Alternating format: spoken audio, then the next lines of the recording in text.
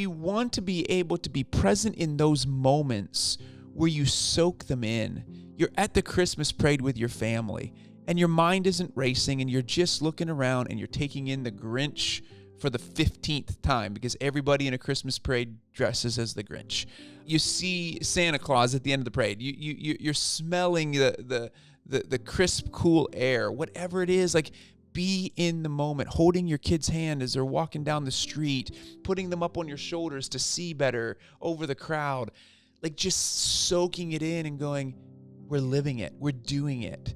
Do you have those moments? Say yes to them.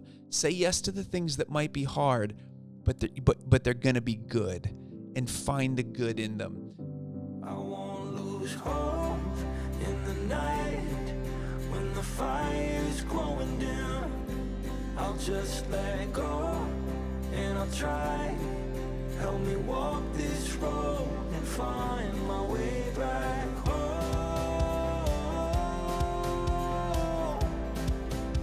Find my way back home.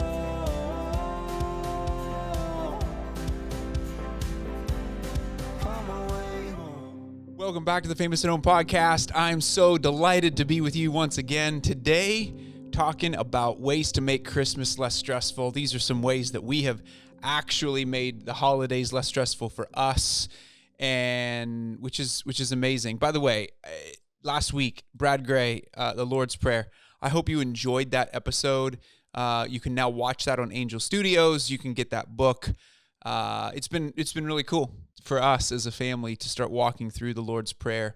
And these are ways as we get through the holidays here. We have some more interviews coming up over the next few weeks. And we just really want to embrace what it means to experience Jesus over the holidays. The real reason for the season, if you will. What are the ways that we can experience his coming, prepare our hearts for his coming?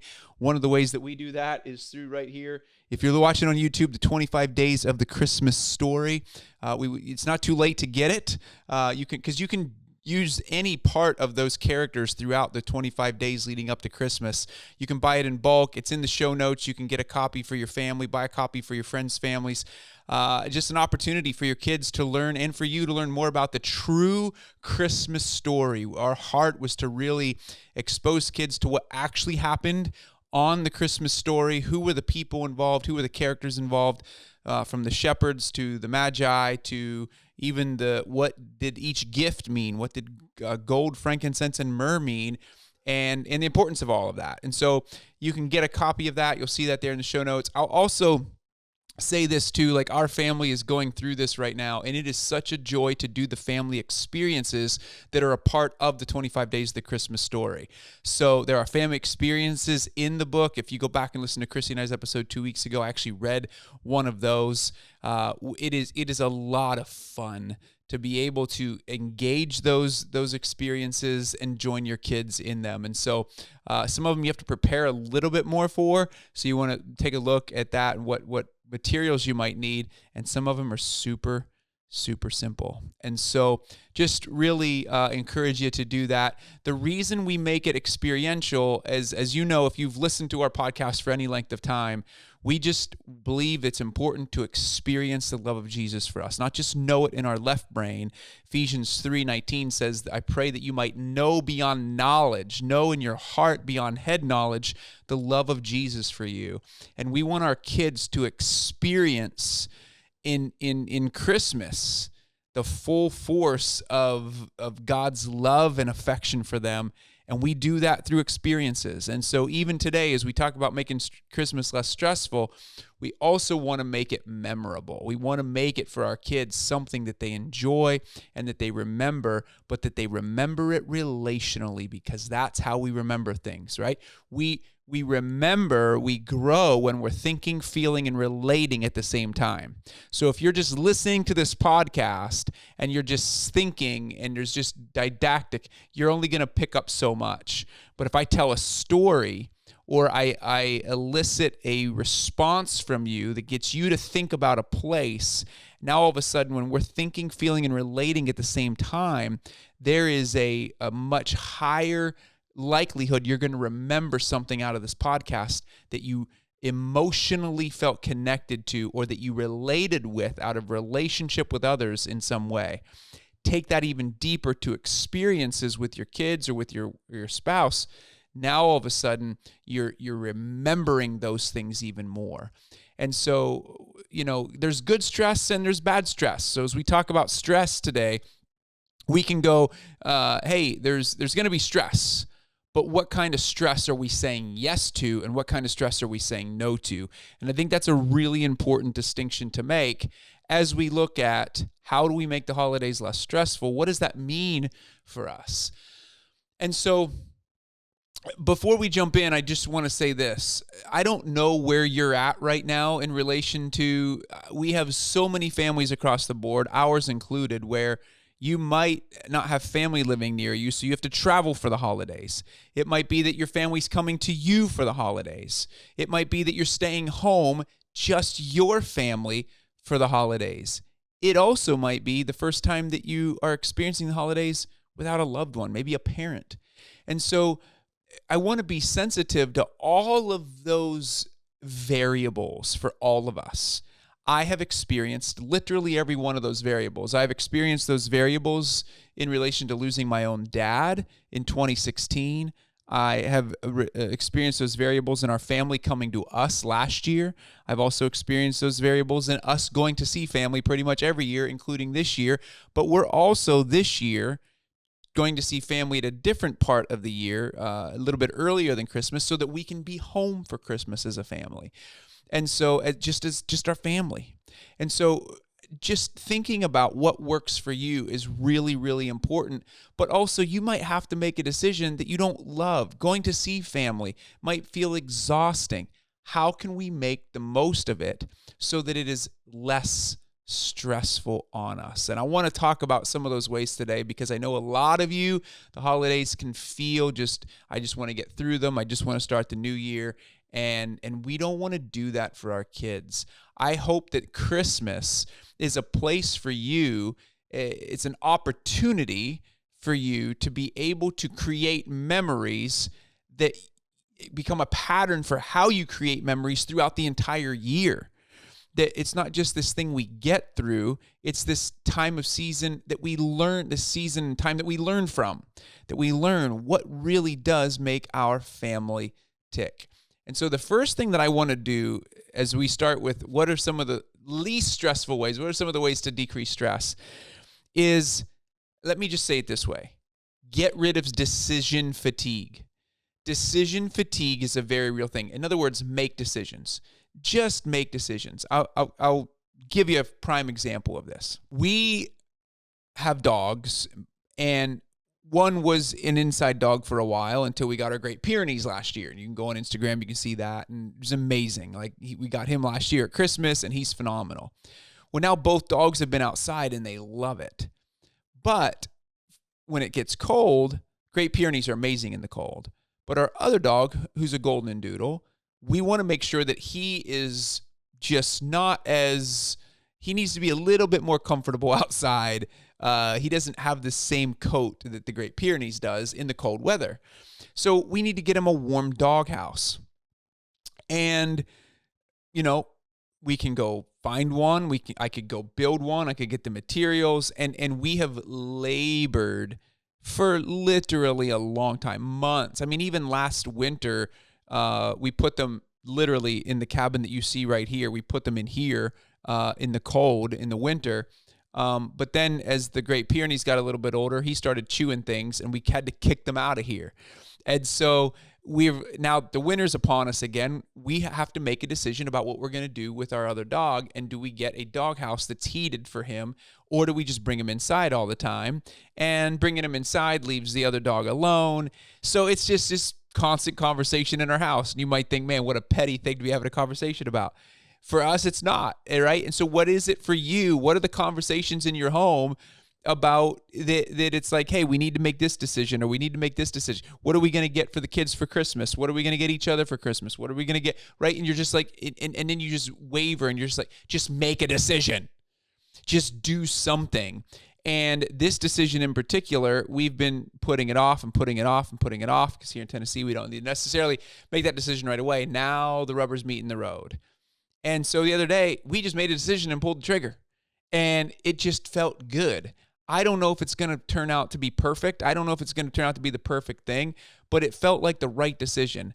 And what we did was we just bought one off of Amazon because I didn't want to build one. I didn't want to spend the money to build the to buy all the materials, take the time to build it right now. And so I just trying to figure out what was the least stressful thing.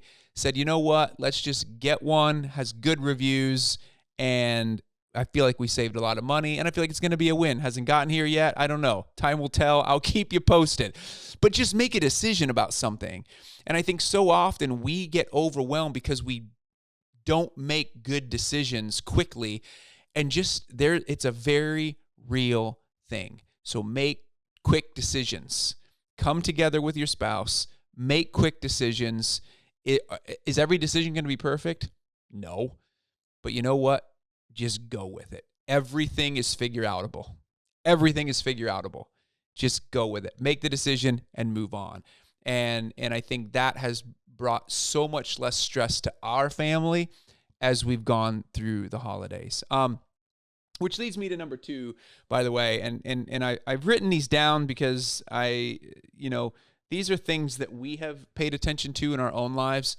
And this is going to sound, it's going to be like, yeah, I know. Okay, I'm just say it. You just be like, whatever. Get off of screens, okay? Do everything that you can to get off of screens. And I'm going to say this in 2 ways. There was an article in the New York Times that literally just came out. And let me just find it here for you real quickly.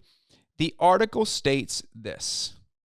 Study finds, it's a research study, mental health benefits to 1 week social media break. Just taking a 1 week break from social media has mental health benefits. And I mean, it's like, duh. Like I would know that, right? Like, of course it does. We all know that, but we don't do it, right? And so 2 things I would say here. Take social media break over the holidays, or get away from the pressure to feel like you have to post something or do something on social media. Number 2 is, and then just monitor your mental health through it. And then number 2 is put your phone in a different room away from your family. We have a box. It's an RO box. I highly recommend them, and we can put that link in the show notes there today. Studies show that your brain has to actually, in order for your brain to be shut off from your phone has to be in a different room. It has to be away, like out of sight. Otherwise, your nervous system is still, if your phone is near you, your nervous system is still keyed up. And so put it away in a separate room when you're playing board games with your kids, watching a movie, hanging out, going for a walk, whatever it is. Literally, physically remove it. Now, again, I'm not going to spend a lot of time here because I think we inherently know this stuff. What really ticks me off about screens is it's similar to the cigarette issue or the tobacco industry. It was like, they knew for years it was going to be harmful to your health. Technology companies have known for years that this is harmful to people's health, and yet they did everything they could to keep us addicted to it. And we just blindly go, it's okay. Like, let's not blindly go, it's okay anymore, and let's choose to make the right decision for our own mental health and sanity as families, and for the trickle-down effect that has on our own children. Because it is having a trickle-down effect on our children. I can get very passionate about this very quickly. I'm not going to today, but make quick decisions and get off of screens. Just do something to get off of the screen, especially if you got kids in your house who feel like they are competing for your attention.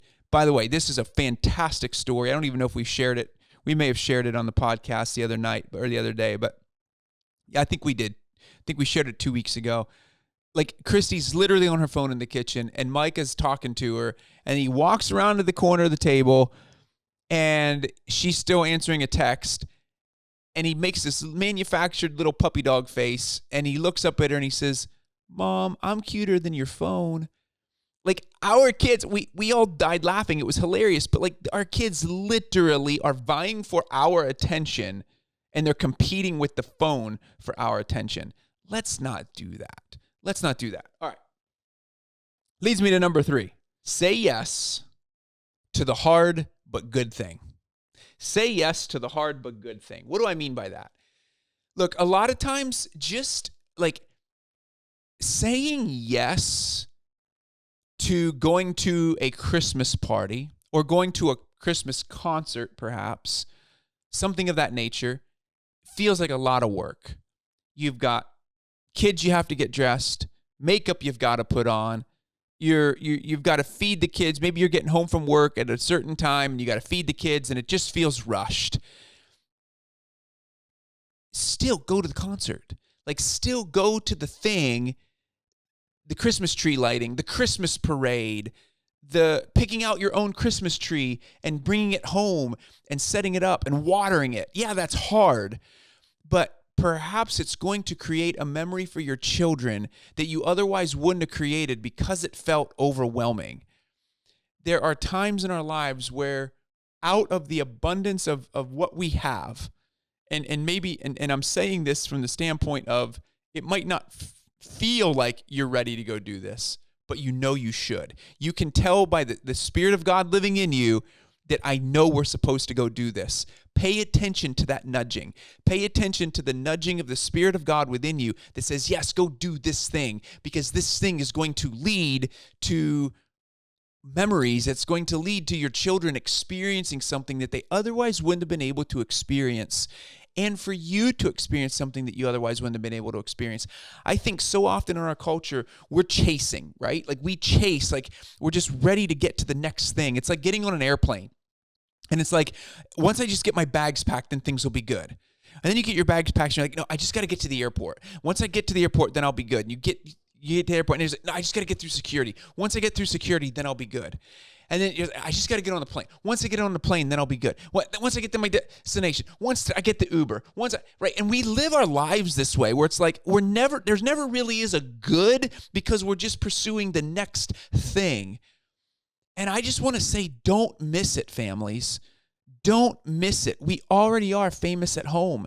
Your kids adore you. Your kids love you. Your kids are looking to you for a sense of peace and calm in their own Christmas journey. We don't have to be chasing. And a lot of our chasing is mental. Like it's mental, and maybe it's preventing us from being truly present. So if someone were to walk into a room and they were to see you with your kids, it would look very good. But qualitatively, it's just not, you're not fully there. And I think that's the thing. We don't want to keep chasing, but at the same time, we want to be able to be present in those moments where you soak them in. You're at the Christmas parade with your family, and your mind isn't racing, and you're just looking around, and you're taking in the Grinch for the 15th time, because everybody in a Christmas parade dresses as the Grinch. You see Santa Claus at the end of the parade. You're smelling the crisp, cool air, whatever it is. Like, be in the moment, holding your kid's hand as they're walking down the street, putting them up on your shoulders to see better over the crowd. Like, just soaking it in and going, we're living it. We're doing it. Do you have those moments? Say yes to them. Say yes to the things that might be hard, but they're going to be good, and find the good in them. That's what I find. It leads to the next one, which is this. Say no to what feels disconnecting. Say no to what feels disconnecting. What do I mean by that? This sounds very contradictory, and in some cases it is, because everyone in listening to this episode right now isn't going to have the qualitatively same experience or have their nervous systems be at a place that going to the Christmas parade is actually healthy. It will feel disconnecting and could send you in over the edge to being in complete shutdown mode. Only you know that, though. And trusting the Spirit of God living in you to go, should I do this or should I not? Paying attention to that is really, really important. And so what I mean by disconnecting is it one going to be disconnecting you from yourself? Are you going to dissociate? Are you not going to be able to be fully present in the moment? Are you disconnecting from your family? Is it going to bring disconnection where it just feels like maybe you've already been to 3 Christmas parties this week, and now there's a Christmas parade coming up, and you just know your family needs connection together. It just needs to be you and your family. Going to another thing will just feel like the family is fragmenting more and more and more. Then say no. Say no to the next thing that would lead to disconnection and ultimately disconnection with God. Are we saying yes to everything where we're running away from our hearts being prepped for his coming? Because all of these conversations, all of these things, the lights, driving around and looking at Christmas lights, going to Christmas parades, going to Christmas parties, going to concerts, it is all meant to bring your heart more fully prepared for his coming and growing in anticipation of that. And so I just really encourage you, if it's going to lead to more disconnection, then say no. One of the things that I do, practices that I have during the holidays, is I try to read an Advent book, whether that is going through 25 Days of the Christmas Story, or even before bed. Typically what I'll do is I'll have an Advent book that I pick up that somebody else has written that gives different insight into the coming of Jesus, the Advent season, and I'll lay in bed and read a chapter a night before bed. Find something during this season that you can do to connect with God that might be different than the normal way that you connect with God. This is how to stay connected. So yeah, it might sound contradictory, but only you can know what I say yes to and what I say no to, and what is healthy and what is not healthy in that. I'm going to end with one that's pretty obvious as well. We talked about the screens, but relationships. Pursue relationships. If it's not relational over the holidays, then I hope that it's something that allows you to rest to help you enter into relationships. In other words, I'm an extroverted introvert. I do great in relationships, but I have to be alone to recharge. I know that about myself. I also know that there's parts of journeying with my wife over the holidays that can feel frustrating, that can feel difficult. And one of the practices that I have is I sit down and I pray in the mornings. Lord, silence the enemy, quiet my thoughts, give me the mind of Christ, and show me what I need to know for today. And every time I pray that prayer, it's always the answer that I usually always receive. It has nothing to do with work. It has nothing to do with anything except relationship. He might show me something about myself that I have to prioritize that day, but it's usually take care of Christy, spend time with your daughter, work out with your son, right? Like it's usually relational. I think at the end of the day, when he says, well done, good and faithful servant, it's because we loved others well. The greatest commandment in all of Scripture is to love. Love the Lord your God with all your heart, mind, and soul and strength, and love your neighbor as yourself. And I think that over the holidays, if we can just get that right, how can we pursue love? How can we pursue entering into the world of others? That could be serving other people at a homeless shelter. That could be being with your family, saying yes to a family gathering you don't really want to say yes to, or that historically hasn't gone well, or it might need that you have to forgive somebody in your family, and you just forgive and you move forward. I don't know what that is for you, but pursue relationship. Make that decision, because it is that cuts the tension and leads to growth and leads to presence. There was a verse in the scriptures that I read last week that I want to close with today. It has absolutely stuck with me over the last week in regard to even what I was prepping for today and thinking through as it relates to this episode and what we're experiencing through the holidays as we welcome the coming baby Jesus, who the angel calls the shepherds out of the field to go to Jesus. And then Jesus is raised to become a shepherd to us. And in this passage of scripture, this is Proverbs 27:23, reading it out of the Passion Translation, it says this: a shepherd should pay close attention to the faces of his flock and hold close to his heart the condition of those he cares for. You read that again, Proverbs 27:23. A shepherd should pay close attention to the faces of his flock, your spouse, your kids, and hold close to his heart the condition of those he cares for. They often say that a parent is only as happy as his least happy child. And I think that verse is a representation of that very phrase.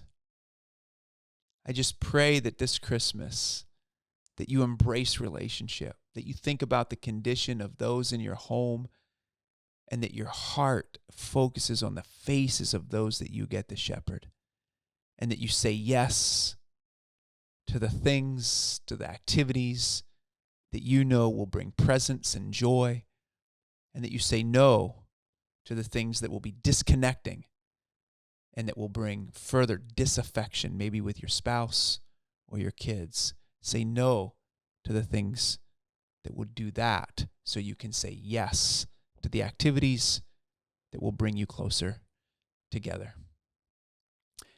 Remember, we've got a few things coming up. Tender and Fierce, check that out. We've got special pricing through Christmas for Tender and Fierce. We would also love for you to pick up a copy of the 25 Days of the Christmas Story. Until next week, keep in mind that the greatest red carpet you will walk is through your front door.